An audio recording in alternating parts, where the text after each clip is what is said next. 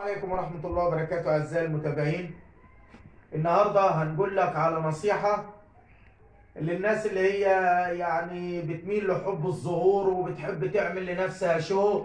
ففي ناس بتحب تتصور مثلا بسلاح أو أنت في فرح وبتجامل واحد والكلام ده كله وبتنشر على مواقع التواصل الاجتماعي.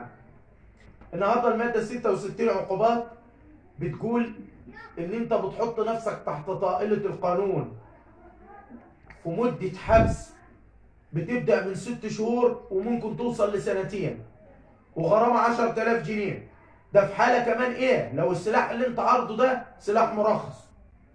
طب امال لو السلاح اللي انت عارضه ده ومتصور بيه مثلا سلاح مثلا زي الكلاشينكوف مثلا ده والبنادق الآلية بالعربي اللي هي ما مش مرخصة، لا ده العقوبة بتاعتها بتبدأ من 5 سنين لحد ما توصل ل 15 سنة.